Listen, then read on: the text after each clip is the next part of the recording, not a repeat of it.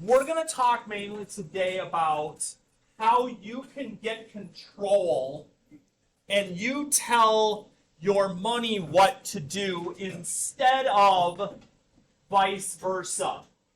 You're like, wait, my money can tell me what to do? For a lot of people, shh, gentlemen, if we're just going to gab, split up. But people will allow their money to tell them what to do because they go out and they spend frivolously. They don't think about it, and then all the bills come like, uh-oh, now what do I do? Uh-oh, now what do I do? And they get backed into a corner. We've talked before about how the average American many times spends more than they earn. That's a problem. So what we're going to focus on here at the start of this is figuring out, you being able to figure out, how much do I have? How much do I spend?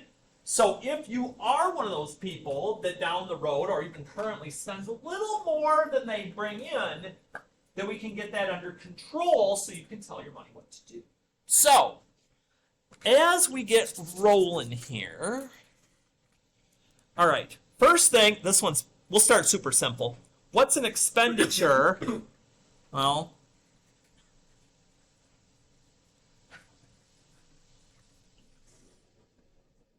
the amount of money that you spend, okay? You have expenditures at the grocery store. You have expenditures if you're buying a car. You have expenditures for all sorts of things.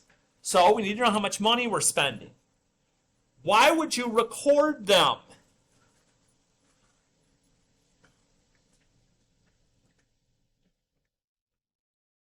You can track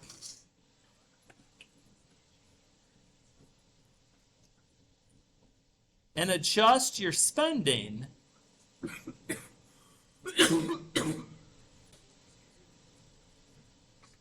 to what you have. One of the words that I'm going to be using here as we go along is a zero-based budget, which basically means you sit down, once you know and you get a little bit further into life, you know how much money you're bringing in. You sit down, you say, okay, I got $2,000 this month, whatever it happens to be. And you'll sit down and you'll be like, okay, I'm going to spend this much here, until it balances, until it's zero. Not you're in the negative, not something else. You're going to be like, okay, well, I got to take from here, I got to reduce this. And once you get that in line and under control, you're going to be able to live a lot easier. And so, categories generally you're going to see on a budget sheet. Let's just talk about the bare basics here. When you're on your own, you'd have housing,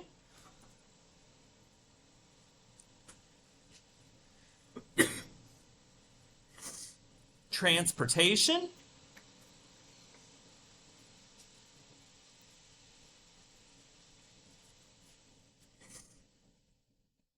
clothing, and food.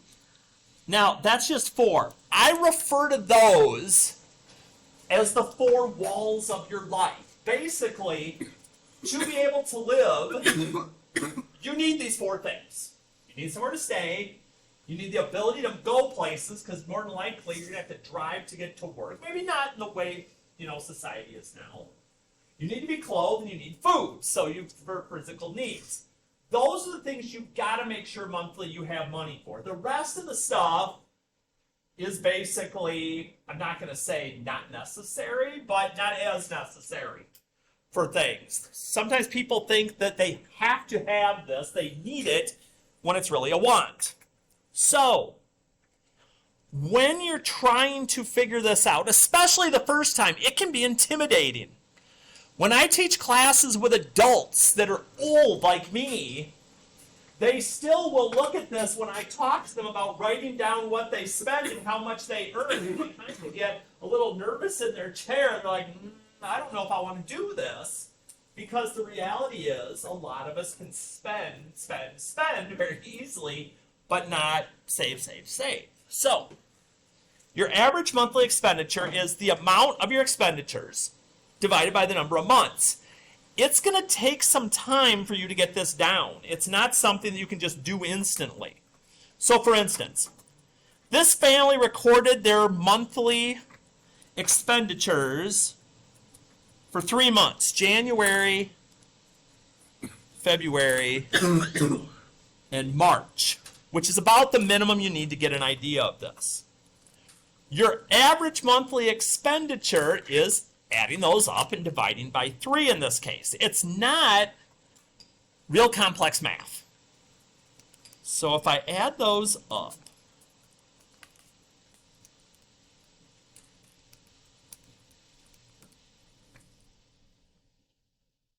oh, pen, there we go,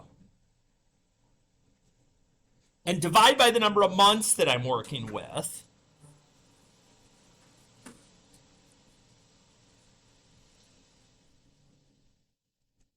I'm going to get my average monthly expenditure. Now, we all know enough to know no one spends the exact same amount every single month. Things are going to change. But if you have a general idea of where you're going, you probably could get a pretty good idea of where things are going and how to make it in such a way that you can get that set. So, I won't go crazy with all these, but we'll do a couple things here.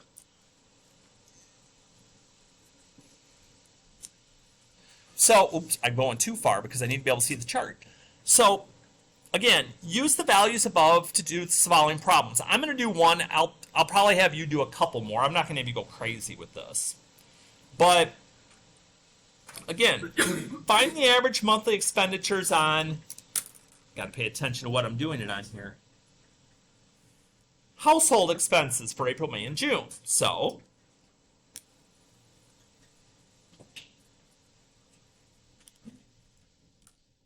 you're like, all I got to do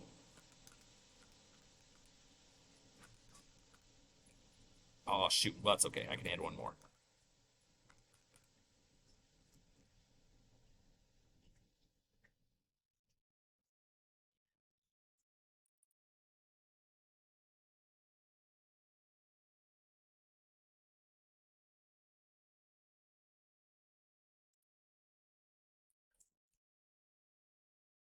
So all you're trying to do down here at the bottom, as we're looking at it, again, very general, is pay attention to what expense it is that you're finding that average for. Now, you'll have some expenses that are fixed, that are consistent all the way through. Your mortgage payment, okay, your rent would be the same each month. A car payment would be the same each month. But your expenses may change. It depends on what's going on. Groceries, again, those prices go up and down. That's not going to be the same. How much extra do you have to drive? Is it near a holiday where you're spending money on gifts and personal spending? You're trying to see where those things balance to make it work. So that's all we're doing down here on the bottom of this sheet. So that'll be part of, like I said, I'll have you pick a couple of them when we get done here, and that'll be the practice on the monthly expenditure. Nothing too bad to start. But I'm going to flip over for the moment because I want to get a little deeper today. Not crazy deep, but a little bit. And so we actually want to get into what a budget is. That's a bad word to adults, because it thinks it restricts you from not being able to do the stuff that you want. It's the opposite. It actually lets you do the stuff you want because you know you can actually afford it and not have to, pay it back out forever to do it. So, we're going to keep this definition is going to be real simple. A budget is a spending plan, not just winging it here,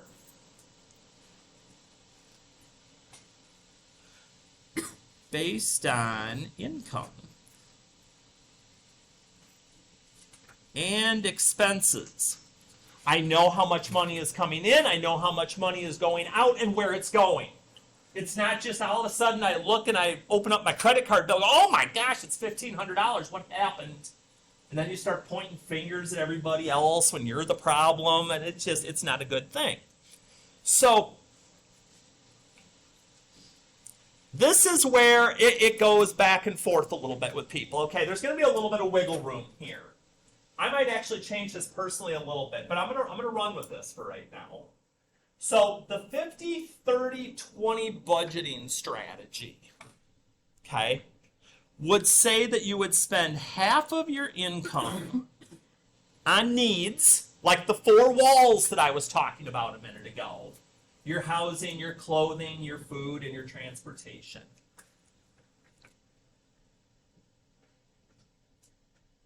30% of your income on wants, and 20% on savings. Now, here's where I'm going to put my 2 cents worth in.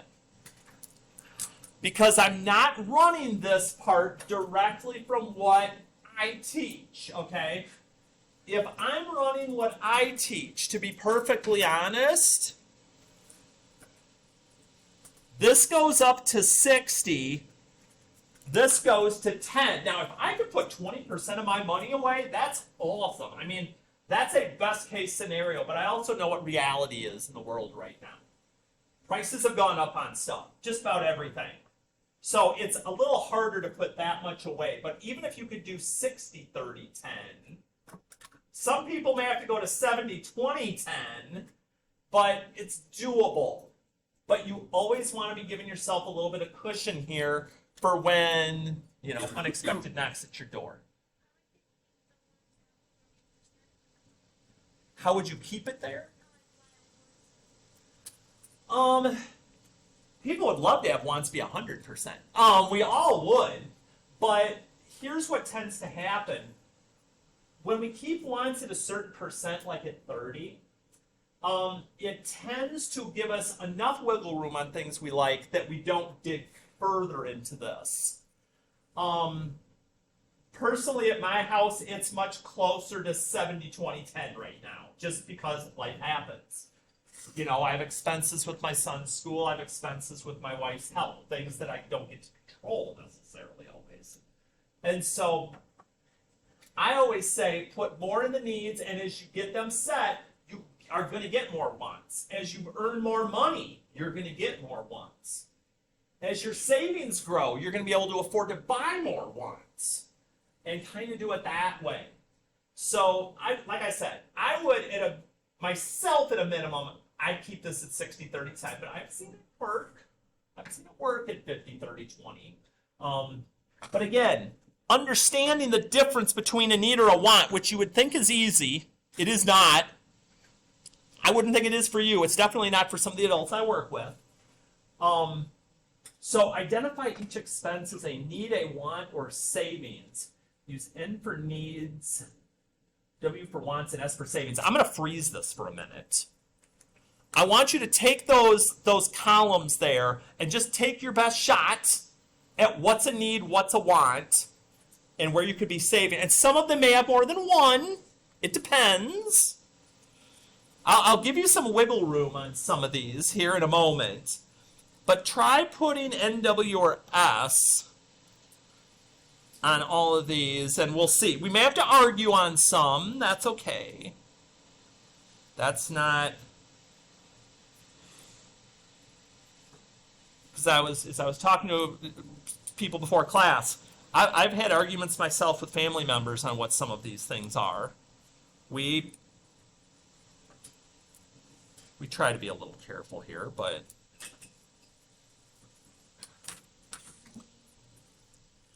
And actually, a sheet like this has changed even in the last 10 years on what the discussion would have been on a couple of these items a decade ago versus what they are now.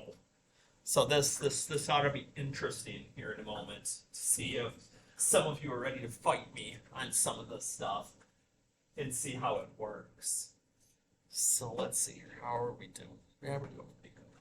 I'll let it go for a few more seconds here as you're kind of pondering. Then we can see how much in agreement that we are with each other here. So I'll give you mine. So kind of look mine over versus yours. See if you've got one where you're like, Hardy, I think you've lost it. Tell me, we can share on why why we feel differently on some of these, or why I may have put some as doubles.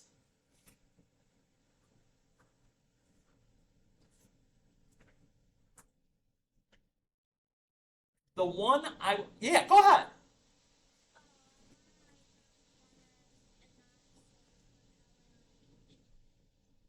Okay, that would be a very good thing that I could put in for savings for travel, because I should save ahead, so I'm not having to pay for that later for a vacation. That's why I put it as one. If you put an S on there to save towards, you have the money, that's a good plan. That's a very good plan to have, if you can afford to get that into your savings portion. The one that I see people fight me the most on, and I understand, is this one. They're like, how do you function if you don't have internet access? I get that to a point if it has to do with your job, okay, or some of you needing to get some school stuff things done. I totally get that.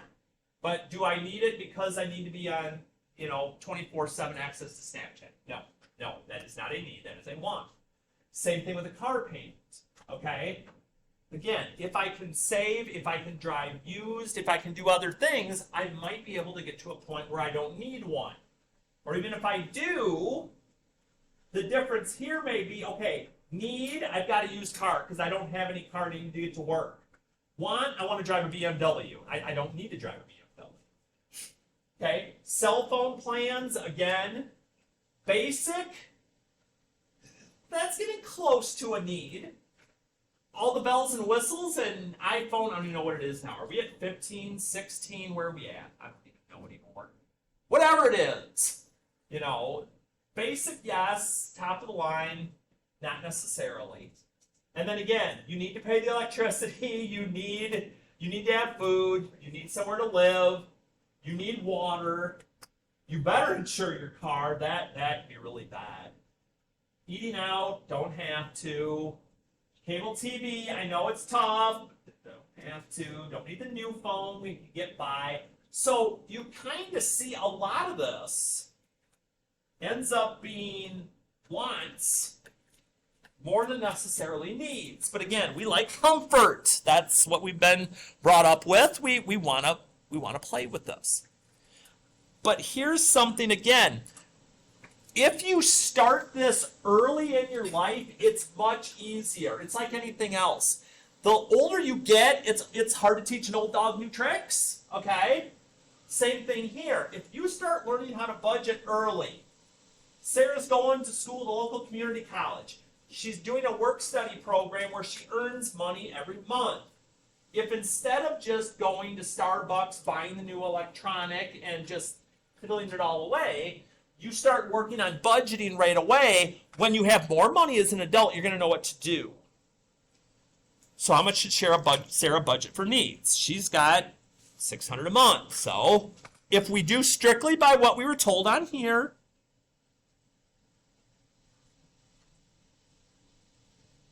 Sarah would save half of it for needs. Again, you would have to make your own adjustment on your own comfort level. I would rather have too much for needs and then be able to put it in one of the other categories later if I need to. Wants, another 30.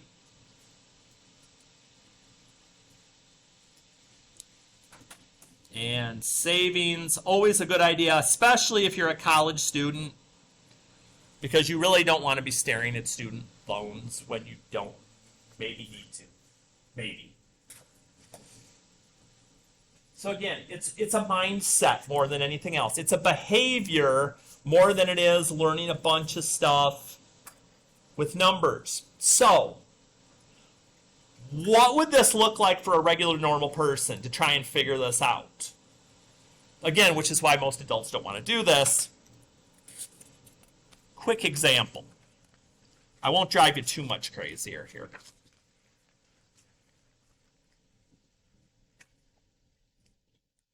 So I look, and I go, okay, Eric's checking out his income and expenses to see how he's doing. He made $1,000 last month and had the expenses shown below.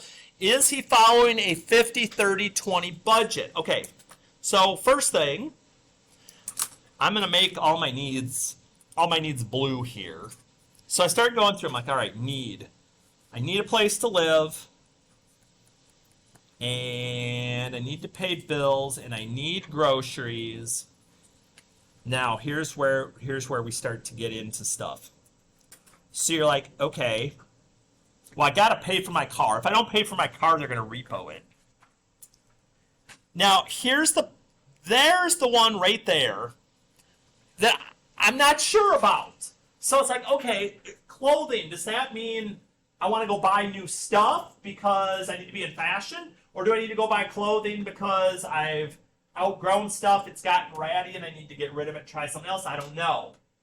I'm going to lean that towards want for the moment. We'll see if that ends up messing things up for us here in a minute. We'll see. So if I add up the 4 that I have in blue right now, that'd be $575. I'm going to roll my wants. Dining out, absolutely. For $65, you ain't going to get very far. Entertainment. I'm still putting clothing in wants, but if you put it in needs, I wouldn't argue with you. Online shopping. Get off the Amazon, dude. It's addicting. I wouldn't know anything about that.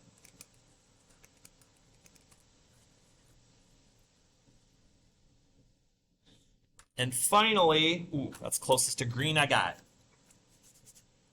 And savings. So, how do I figure out if I'm making the percentages for my budget? Real simple. I take how much I have in the category, and I divide it by how much money I'm making. So let's see here. 575 divided by 1,000. Row. Okay. Remember, we can always turn a percent into a decimal, or vice versa.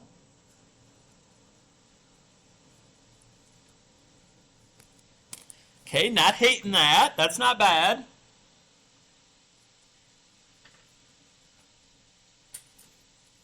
I do that same thing with my wants.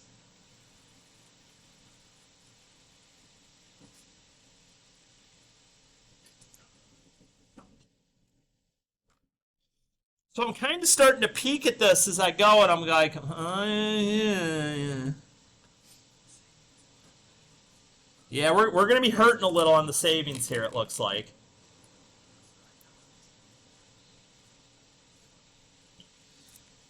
Okay, so Eric, not quite where we want to be, but the positive thing is, okay, yes, we're meeting our needs. Are they more than I was hoping? Yeah. I'd like those needs to be down around 50, I'm hoping. Sometimes I can adjust that. Sometimes I can't. So if we want to get him closer to 50, 30, 20, what might be something he could do to make it a little better?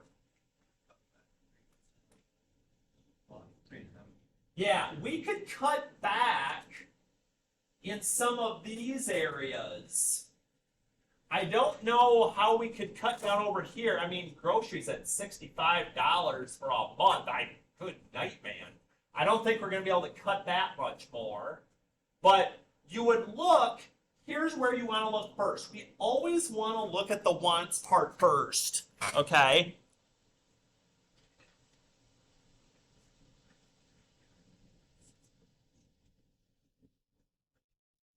Needs we have to have. Okay, he's got enough for that. Savings we really need so we don't get into debt. But yeah, if I have to cut back and not eat out for a while, okay, that's something. I'll use my first Ramseyism here. When you're in debt, the only time you should be in a restaurant is if you're in the back working, okay, is kind of what we'll say sometimes. Or you're at the theater because you're taking tickets. You're trying to make more money to get out of the situation you're in. We need to get rid of the Amazon Prime account here, so we quit spending all the money online. So we want to balance this a little bit, but we want to have some money on the side as well. So here's something to consider. I'm not going to run us through the entire second one of these because there's one other piece I want to chat real quick. But for instance, on this one, we got an income, we got rent. She's trying to figure out if she can, find a new place to live and see all these other things. But sometimes you look into things. Hey, what if I share an apartment with a friend? What if I do this or that to try and cut back some of my expenses? It's not a terrible idea.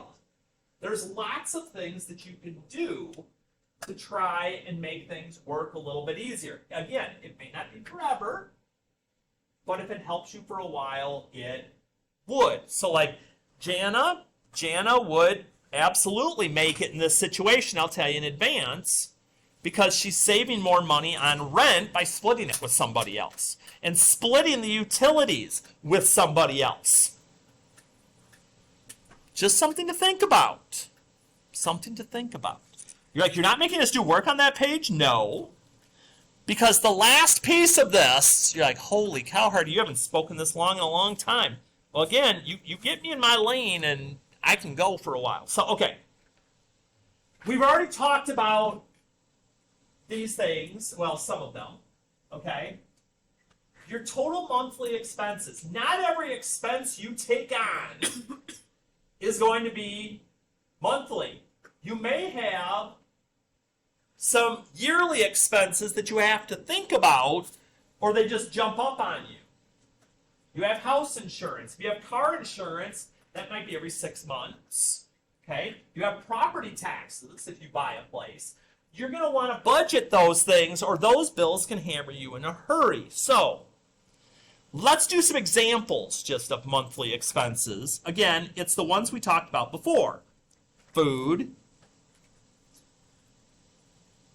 utilities,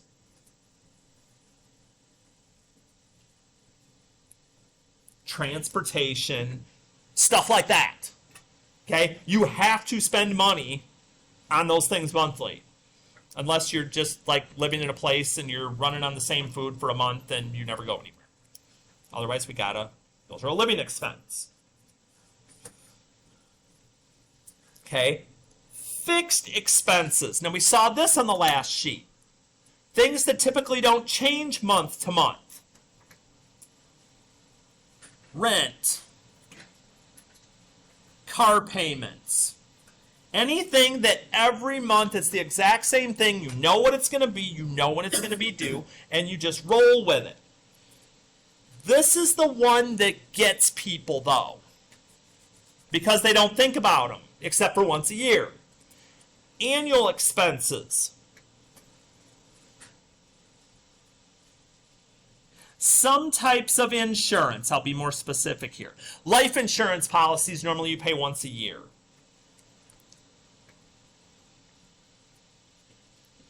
Property taxes, once you own your own house, you pay once a year, typically.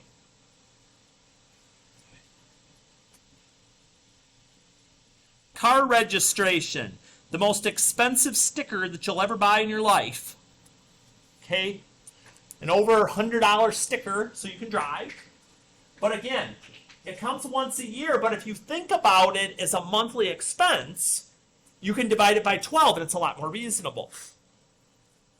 And so all you do here, I mean, this is, how do you calculate the balance of your monthly budget? Oh, I don't know. Income minus expenses. And you hope the number ends up being positive. Because then you have a little money left for savings. But if it's not, then you're kind of hosed.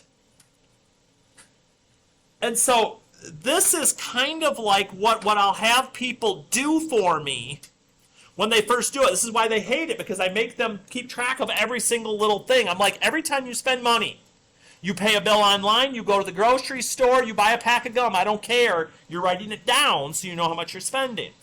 And so you keep track of all these expenses, I won't make you sit here while we add them up. I added them up already. So this particular person has just over $1,700 in expenses a month. Now this is where we hope things are going to be a little better on the other side. Okay, so there's my living expenses. And some of these at times will repeat other things. Again, this is mainly stuff that's going to go up and down. It depends on what I'm doing or how much I'm using. Okay, so these can vary. Oops, am I off the screen? I am. These can vary. My monthly expenses that are normal. Hopefully I'm putting money into my savings or my emergency fund, which we'll chat about another time.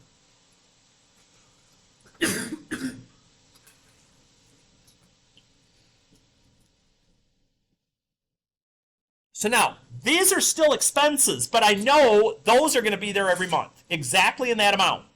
You're like, why is your savings an expense? Because it's coming out of what I'm taking in. Even though I still get to keep it, I'm putting it in a different place. It's not usable. Now, here's the part, again, people forget. Here's all this stuff that I pay on a yearly basis. Why I don't have home insurance? Oh, because I'm renting. I'm like, why do I not have home insurance? Okay. We add those all up and divide it by 12. Oops, I didn't. That's 22. I forgot the cents. That's 22 at the end. And so if I want to make that a monthly expense, I just divide it by 12. And so someone who does a regular budget, now with that information in hand, can say, okay, here's how much money I brought in, but I've got to subtract my living expenses. I've got to subtract my fixed expenses. And if I'm being smart about it, I'm going to break up my annual expenses into monthly and save that money somewhere, or pay it if I'm allowed to monthly,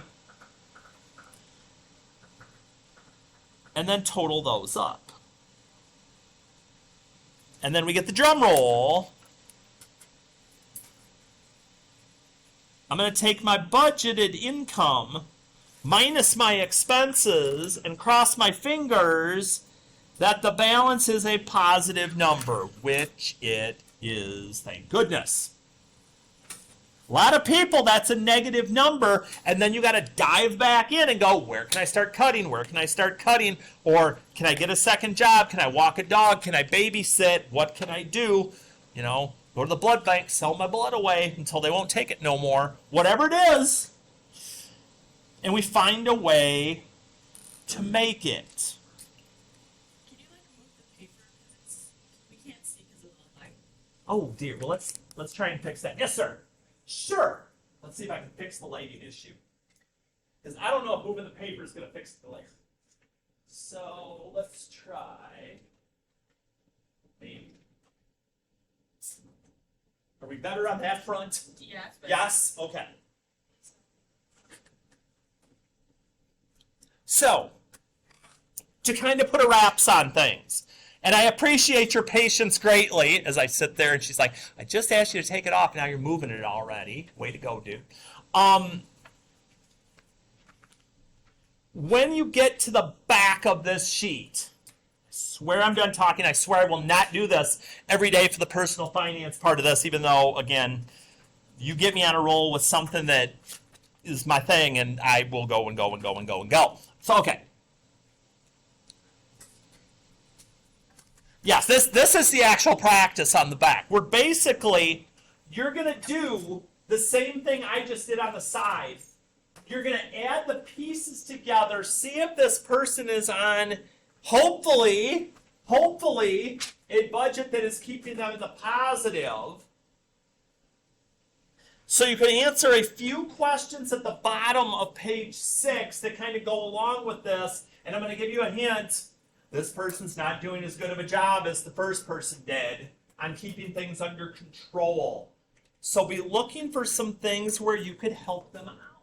Give them some advice so they can be on the positive side of life instead of trying to constantly stay caught up, which is, oofda, in today's society, very easy to get stuck into if you're not careful.